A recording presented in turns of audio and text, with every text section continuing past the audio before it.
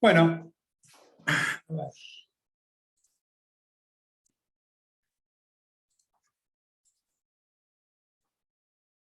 Bueno, les comento lo que vamos a ver hoy. Hoy vamos a ver el tema de teoría del valor. Fundamentalmente, esto está dado por aplicar la teoría del valor al tema de decisiones. ¿En qué cambia todo esto a lo que hemos venido viendo hasta ahora? Bueno, no en mucho, solamente que a los efectos de decidir, nosotros acá lo que hacemos es usar una función de valor para tomar la decisión. Es decir, que en vez de hacer los cálculos con los valores esperados o con los resultados tal cual nos dan en valores monetarios, lo que hacemos es transformar esos valores monetarios en términos de una función de valor, porque lo que se dice o lo que se explica muchas veces es que la gente no toma los valores de la misma medida. Entonces, vamos a empezar un poquito a ver esto cómo lo estamos viendo.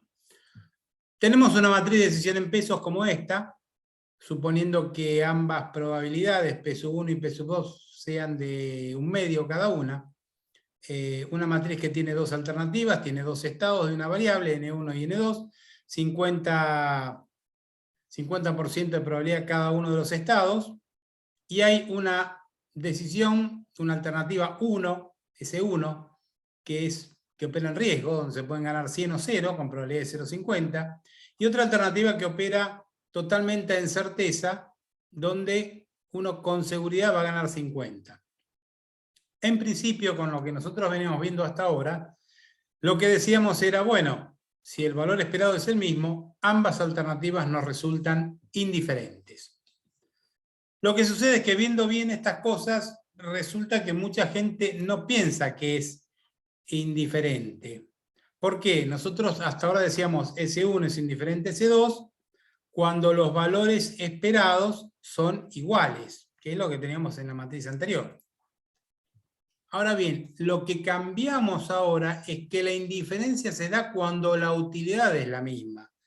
Cuando la utilidad de los 50 seguros es igual a la utilidad, digamos, del activo aleatorio o de estos 50 riesgosos, 100 o 0 con 0,5 cada una, que en valores esperados son iguales, pero que en términos de utilidad pueden no ser iguales.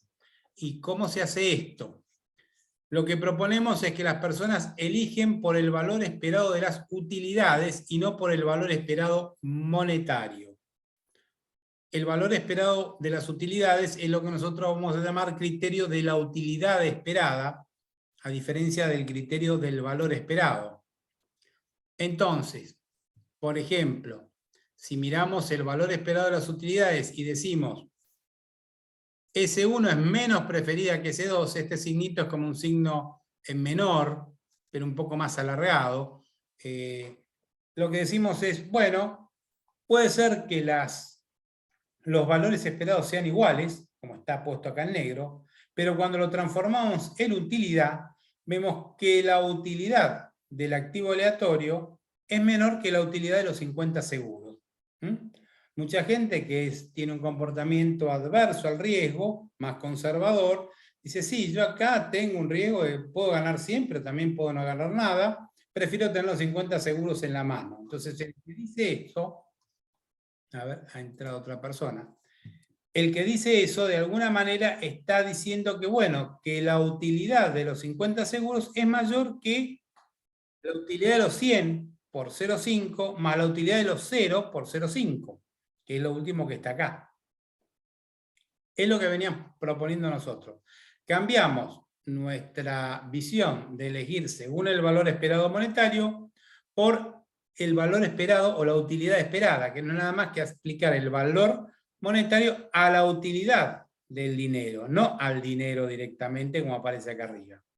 Si hacemos el cálculo, volvamos a la anterior, lo que nosotros proponemos es que las personas eligen por el valor esperado de las utilidades y no por el valor esperado monetario. Y si volvemos un poquito a lo anterior, teníamos que, más anterior, digamos.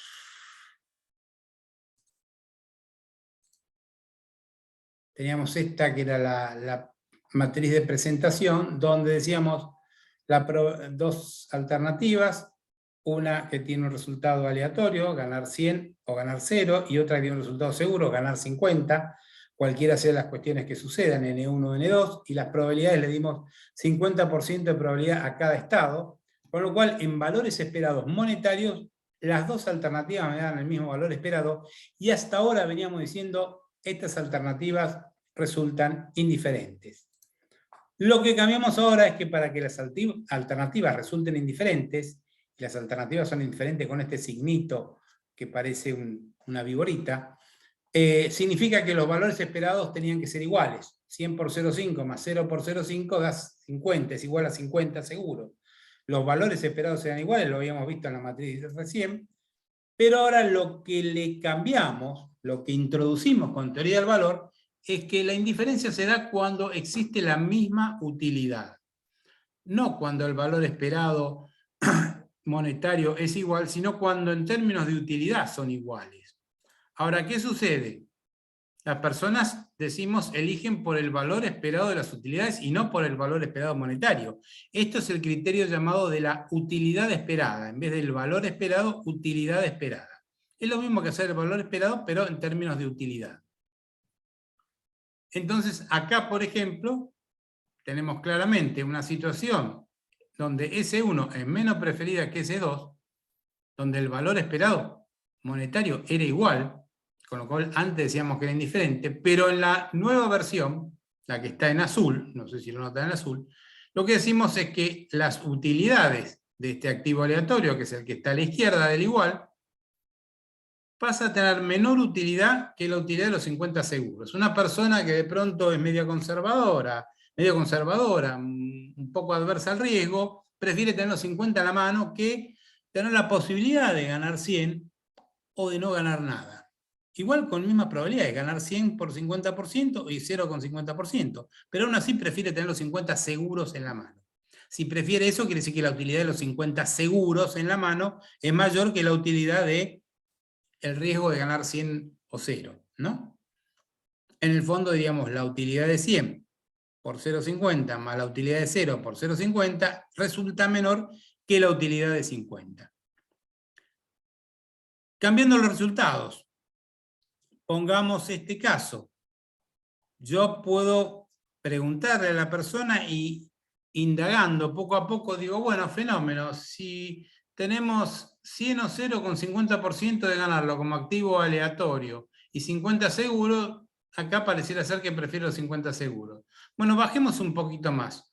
¿Cuánto sería el valor de dinero seguro que me haría indiferente las alternativas o que me iguale las utilidades? El valor del premio seguro que me iguale las utilidades con el valor del activo aleatorio. Y por ejemplo, llegué a la conclusión, quizás en este caso con esta persona, que con 30 seguros le da lo mismo correr el riesgo de ganar 100 o ganar 0 con un 50% o tener 30 seguros. Esto es otra forma de ver una persona que es adversa al riesgo. Si nosotros lo mirásemos esto desde el punto de vista de los valores esperados, indudablemente que si acá fuese un valor esperado de 30 y acá hay un valor esperado de 50 a la izquierda, indudablemente con valores esperados hubiésemos elegido el activo aleatorio. Pero la persona resulta que como elige en términos de la utilidad esperada, resulta que acá le da igual y acá las alternativas en este último renglón aparecen como indiferentes.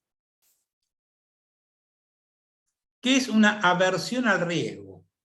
Una persona aversa, aversión tiene una idea de odio, de algo, digamos, que uno no quiere, que le resulta desagradable. También se suele llamar que una persona es un adverso al riesgo, porque está en contra de correr riesgo.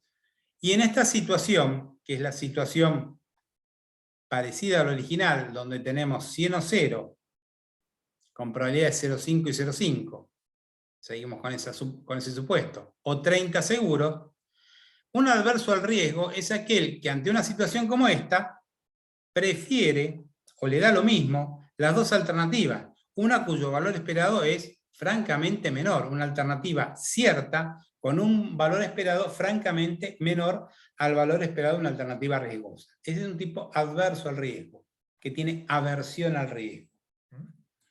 Eso es una característica. Volvemos al tema. No se comporta de acuerdo al valor esperado de los pesos. ¿Sí? No se comporta de acuerdo al valor esperado de los pesos. Se comporta de acuerdo a la utilidad esperada de los pesos.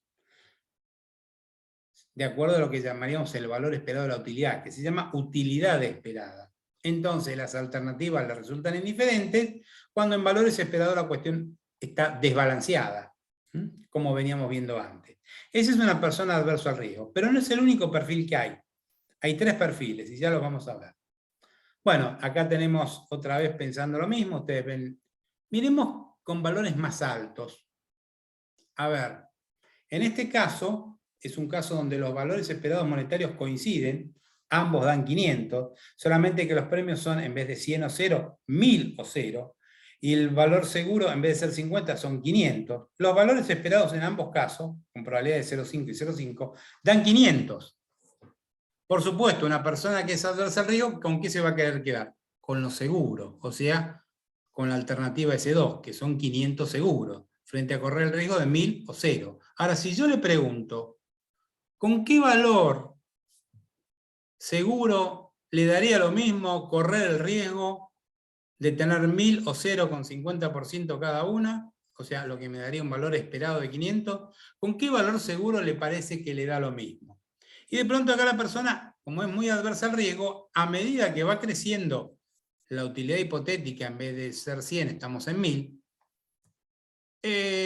con un valor seguro más bajo, el tipo se conforma. Fíjense que acá no llegó a 300, sino que fue un poquito menos. Con 250 seguro, a él le da lo mismo que correr el riesgo entre 1000 o 0. ¿Por qué? Porque le encanta mucho el dinero seguro y no quiere correr el riesgo de llevarse un premio de 0. Y a medida que se va aumentando la utilidad, pareciera ser que aumenta la cantidad de dinero, la utilidad no crece en la misma medida. En este caso, con valores más altos, tenemos que las dos alternativas son diferentes, aun cuando los valores esperados son desiguales, pero en términos de utilidad son iguales el activo seguro de 250 contra el activo aleatorio de 1000 o 0 con el 50%. Entonces vamos a ver acá lo que son las distintas actitudes frente al riesgo. Les dije que había 3 actitudes básicas frente al riesgo. Está el llamado neutral al riesgo, tiene una actitud neutral al riesgo.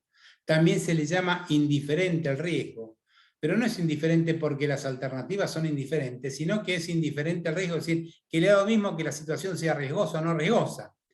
En situaciones equilibradas, como la que teníamos al principio, ¿se acuerdan? 100, 0, 50 seguros con 0,5 y 0,5. Esta es la situación original con la que empecé, donde los valores esperados eran iguales. Bueno, un neutral al riesgo es aquella persona que elige de la misma manera que lo daría elegir el valor esperado monetario. Si graficamos en un eje los resultados y en un eje la utilidad, medida acá la utilidad entre 0 y 10, después vamos a ver por qué la medimos entre 0 y 10, la función de utilidad es una recta. Quiere decir que aumenta en la misma proporción que aumenta la cantidad de dinero, en la misma proporción aumenta la utilidad. Eso hace que el gráfico de utilidad sea una función recta, creciente, porque el dinero no tiene saciedad y cada vez de esto, a medida que tenemos más dinero, más utilidad nos da. Bueno, para que es neutral el riesgo, su función de utilidad es como una recta. Entonces, cuando lo pasamos a utilidad, vemos que para él la utilidad de los 50 daría 5, pero la utilidad de 10 es 1, la utilidad de 0 es 0, y evidentemente la utilidad de 100 es 10, la utilidad de 0 es 0, entonces en términos de utilidad 10 por 0,5 más 0 por 0,5 da 5, o sea que da la misma utilidad. La función de utilidad está regida por esta recta verde, que es la diagonal y es una recta. Entonces, entre ganar 100 o ganar 0 con un 50% de probabilidad, estaría ubicado en esta recta. Bueno, si él quiere 50 seguros, también está ubicado en el mismo punto, 5. Por lo tanto, un neutral riesgo siempre elige igual que el valor esperado monetario. No necesitamos tener armada su función de utilidad. Para los otros sí. Ojo, que sea una recta, dije yo, y no significa que la recta tiene que coincidir con los 45 grados, como pondría acá la línea puntuada en rojo. La recta puede ser una recta a pesar de que empiece en 2 y termine en 8, una función de utilidad un poco sui generis, pero sí mantiene un crecimiento proporcional. Yo cuando duplico la cantidad de dinero, también duplico la utilidad. Si lo miran, cuando duplico la utilidad, estoy duplicando la cantidad de dinero. ¿Sí? La función de valores esperados sigue dando igual. En términos de utilidad, yo hago la matriz de utilidad, yo acá lo que saco es la utilidad esperada. Lo que hice fue transformar los resultados en pesos, 100, 0 y 50, que está en pesos, de acuerdo a la función de utilidad que tengo determinada a los 108, a los 0, 2 y a los 50, 5. Y en utilidad esperada, que es lo mismo que hacer el valor esperado en términos de utilidad, me dan iguales. Por lo tanto, ambas alternativas resultan indiferentes. Resultan diferentes en el valor esperado monetario, pero también con la función de utilidad. Aunque la función de utilidad no es una recta de 45 grados. Lo que necesitamos es que el crecimiento de la utilidad sea proporcional al crecimiento de los pesos. Y eso da siempre que esta función de utilidad, que está marcada en verde, esté dada en una recta. Veamos la otra actitud ante el riesgo destacable. El adverso al riesgo. Aquel que tenía aversión al riesgo, también decíamos una persona más conservadora. En situaciones equilibradas va a elegir la alternativa cierta. Es decir, ¿qué es una situación equilibrada? Como acá tenemos esta, volvemos al planteo del principio. La matriz del negro, que está arriba a la izquierda, da valor esperado 50 y 50. Esto es una situación equilibrada. Valores esperados iguales, una alternativa cierta frente a una alternativa riesgosa. Bueno, un adverso al riesgo siempre, en estas situaciones que son equilibradas, va a elegir la alternativa cierta. En términos de utilidad, la utilidad que le da el valor seguro, cierto, es mayor que lo que puede dar la utilidad esperada de los otros dos valores.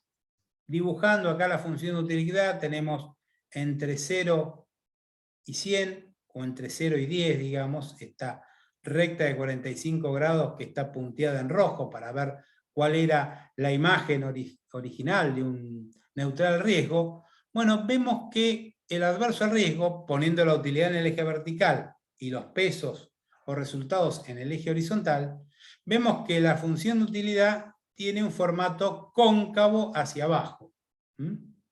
Cóncavo hacia abajo. Por lo tanto, un adverso al riesgo siempre va a tener una función de utilidad que es cóncava hacia abajo. Quiere decir que crece, en principio, fuertemente, más que proporcional, y después, a lo largo del tiempo, empieza a crecer menos que proporcionalmente a los pesos. Es decir, la utilidad crece menos que proporcionalmente a lo que crecen los pesos. Si todo creciese igualmente proporcional, estaríamos en la recta acá de 45 grados. No, el adverso al riesgo tiene una función que es cóncava hacia abajo. En principio crece mucho, más que proporcional, y después se aplaca para ser menos que proporcional. Veamos también otro caso, el otro formato. Habíamos visto el neutral al riesgo o indiferente al riesgo, habíamos visto el adverso al riesgo o conservador, y ahora vamos a ver el otro, el llamado propenso al riesgo, también llamado amante al riesgo, o que tiene una actividad más de un jugador, es decir, el tipo que le gusta arriesgar. ¿Por qué? Porque en situaciones equilibradas, y vuelvo acá a poner arriba a la izquierda una situación equilibrada, con igual valor esperado, la misma situación con la que comenzamos, el propenso al riesgo siempre elige la alternativa riesgosa. Es decir, cuando le dice el mismo valor esperado, entre una cierta y una riesgosa, él va a elegir la riesgosa. En términos de utilidad, la utilidad del valor cierto no es tan importante como el promedio que le da la alternativa de utilidades que le da la alternativa riesgosa. Acá la alternativa riesgosa, entre 10 y 0, da una utilidad esperada de 5, eso se mueve a lo largo de la recta de 45 grados, la utilidad de los 3 seguros está por debajo. Por lo tanto, la utilidad de la primera alternativa es mayor que la utilidad de la segunda. Lo vemos acá, la utilidad esperada. 5 mayor que 3. Eso quiere decir que él va a preferir la alternativa riesgosa, S1, frente a la alternativa cierta, que es S2. S1 resulta preferida a S2.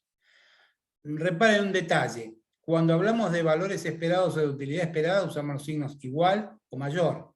Cuando hablamos de preferencia o indiferencia, estamos usando un signito, este signito de preferido a es parecido al signito mayor, pero no es exactamente el signito mayor.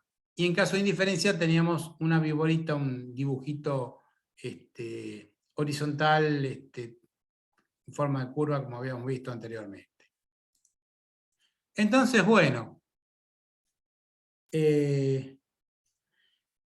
nosotros ya definimos los 3 perfiles que hay ante el riesgo. Neutral, elige igual que el valor esperado, en una situación equilibrada. El adverso, que elige siempre la alternativa cierta frente a una situación equilibrada, frente a una riesgosa. Y el propenso al riesgo o amante al riesgo, que elige siempre la alternativa riesgosa frente a una alternativa cierta en una situación equilibrada. Pero ¿qué pasa cuando la situación original no es equilibrada? Es decir, cuando no presenta el mismo valor esperado monetario. Fíjense que acá, cambiándole la probabilidad, tener 50 seguros o tener una probabilidad más alta de ganar los 100 y una probabilidad más baja de ganar los 0, o sea, 70% de ganar 100, un 30% de ganar 0, con lo cual en valores esperados la alternativa riesgosa se ve favorecida en términos de valores esperados. Ahora, ¿qué sucede? Cuando lo transformamos en una función de utilidad, vemos que esta persona le da lo mismo elegir la alternativa riesgosa, que es más favorable, frente a una alternativa cierta, que es menos favorable. Le da lo mismo. Quiere decir que el tipo sigue siendo un adverso al riesgo, porque igual a una situación que tiene menor valor monetario, ¿cierto?, con una riesgosa de mayor valor monetario. Acá sigue viéndose de otra manera la aversión al riesgo. Si miran la función de utilidad, es la misma que teníamos 2 filminas hacia atrás, donde teníamos que la utilidad del valor seguro era 7. Bueno, ahora, porque el punto, que estaría el punto del valor esperado de la utilidad esperada de la alternativa S1 se da acá arriba, donde la línea punteada coincide con el valor 7, 7 para los 2 casos. El valor esperado de la alternativa riesgosa siempre se mueve a lo largo de esta línea punteada roja. Veamos otra situación donde el valor original no es equilibrado, o sea que no se presenta el valor esperado monetario, el mismo valor esperado monetario. Acá, fuertemente, la situación riesgosa tiene un valor esperado más alto que la alternativa cierta. Pero fíjense lo que pasa con la utilidad. Resulta que a pesar de todo, la utilidad segura es más baja que la utilidad del valor,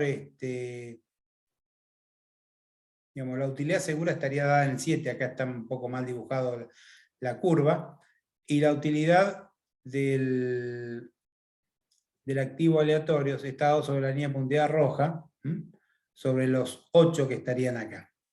Por lo tanto, si bien es un adverso al riesgo, es tanto lo favorable que resulta el activo aleatorio que no prefiere siempre el valor seguro. Es decir, podemos decir que alguien es adverso al riesgo cuando la situación es equilibrada, pero cuando la situación está preferentemente volcada hacia una alternativa, bueno, aún el adverso al riesgo puede elegir la alternativa riesgosa. Cuando la alternativa riesgosa tiene una expectativa altamente favorable frente a la alternativa cierta. Ojo con esto, porque no siempre el adverso al riesgo elige siempre la alternativa cierta. En algún caso, cuando es muy favorable la alternativa riesgosa, hasta el adverso al riesgo elegiría la alternativa riesgosa. porque es adverso al riesgo, pero no es boludo.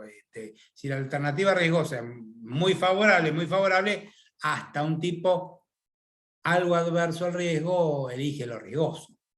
Ojo con este tema. Por supuesto, un neutral al riesgo, ¿cómo elegiría? Igual que el valor esperado, elige la alternativa riesgosa. El neutral al riesgo, con seguridad, elegiría la alternativa riesgosa. Solamente un decisor que fuese muy adverso al riesgo. Y muy adverso al riesgo significa que su curva sea mucho más cóncava hacia abajo, que crezca en utilidad fuertemente en los primeros valores y después sea más, se me pasó, volvamos al anterior, y después descienda, digamos, el crecimiento se aplaque fuertemente, salvo que sea un decisor que es muy adverso al riesgo, que en ese caso, por supuesto, va a terminar eligiendo la alternativa cierta. Así que bueno, en términos de neutral al riesgo tenemos un solo comportamiento, igual que el valor esperado. Pero en términos de aversión al riesgo tenemos varios comportamientos. Un poco adverso, muy adverso, apenas adverso. Veámoslo en el siguiente gráfico, ¿no? Acá, ¿qué tenemos? Tenemos una situación original, donde en esta situación original, al revés de lo que habíamos tratado antes, en términos de valor esperado, la situación cierta tiene mejor o mayor valor esperado que la situación incierta o riesgosa. Acá el valor esperado es 50, acá el valor esperado es 20. ¿Cómo elige el neutral? De esta misma manera, un neutral hubiera elegido con valor esperado, elige S2. S2 es preferida de S1. El valor esperado de S2 es mayor que el valor esperado de S1. ¿Cómo elegiría un adverso al riesgo como este? Bueno, si ya la situación está volcada fuertemente sobre la alternativa cierta, el adverso al riesgo, por supuesto que elige la alternativa cierta, con mayor seguridad. ¿Un propenso al riesgo? Bueno, un propenso al riesgo puede suceder dos cosas. Puede suceder que también elija la alternativa cierta, porque es propenso al riesgo, pero tampoco es boludo, porque la situación está muy favorecida hacia la alternativa cierta con respecto a la alternativa riesgosa. Entonces, aún un propenso al riesgo, que es medianamente propenso, va a elegir la alternativa cierta. Solamente un tipo que es muy propenso, y muy propenso va a tener una curva cóncava hacia arriba, fuertemente pronunciada la concavidad hacia arriba, solamente un tipo muy propenso va a elegir la alternativa cierta. Y acá tenemos, en términos de utilidad, tenemos la matriz original en pesos, en valores esperados monetarios, y todas las otras, la roja, la azul y la violeta, están medidos en utilidad esperada. Capturen la idea que acá dice UE, de utilidad esperada. Todos estos términos que están acá adentro son utilidades de los resultados, no son los resultados. Los resultados son los que están en negro acá en la matriz original. En términos de valor, nosotros tenemos que convertir la matriz original en pesos en una matriz de utilidad y después sacar la utilidad esperada. ¿Sí? ¿Alguna duda hasta acá?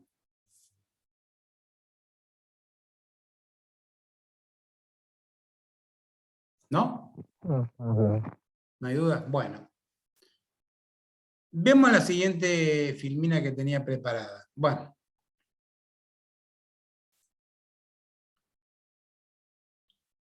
Antes de esto le tendría que contar un poco la historia en términos de utilidad.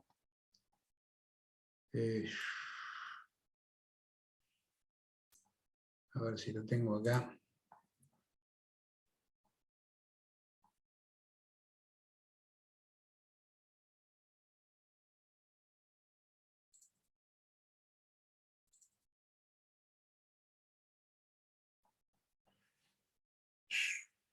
Lo tenía en otro lado.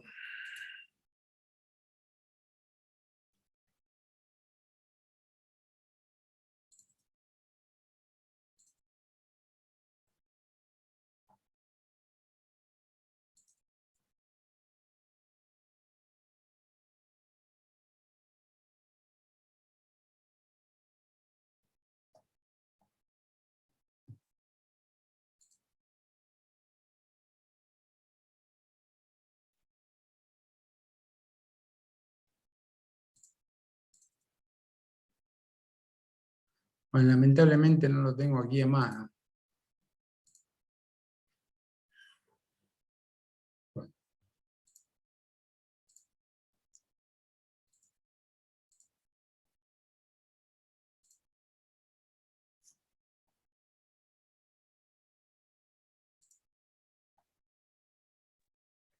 Perdón, una consulta. Estoy teniendo problemas con la imagen y con el sonido. No sé si es un tema de conexión mío o a ustedes también le pasa.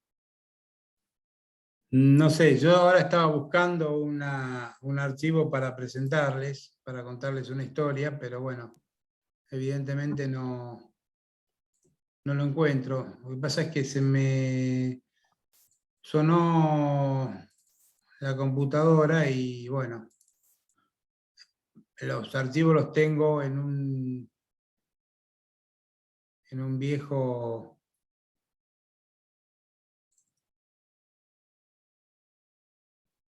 en un viejo disco duro externo, donde he logrado rescatar algunas cosas, pero bueno, no todo lo tengo ahí.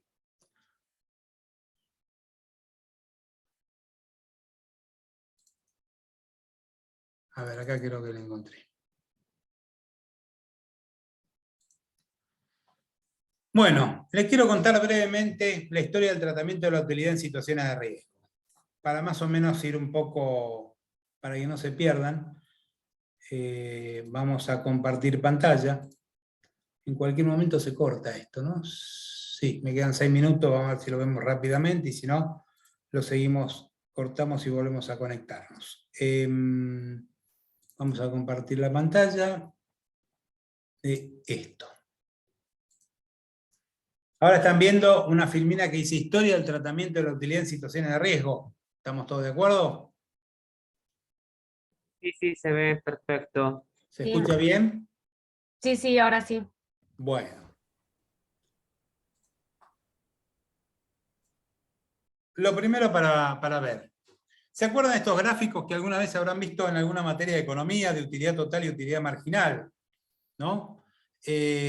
Me acuerdo que esto generalmente se lo contaban con un cuentito del clásico hombre que venía del desierto sediento y le daban el primer vaso de agua que le daba una gran utilidad, y el segundo vaso de agua le agregaba más utilidad, pero cada vez menos. La idea es que a medida que le iban dando vasos de agua y el tipo iba calmando la sed al venir del desierto, él cada vez tenía menos utilidad adicional. Tenía más utilidad porque tenía más agua, pero la utilidad no crecía de la misma manera, sino que crecía cada vez menos.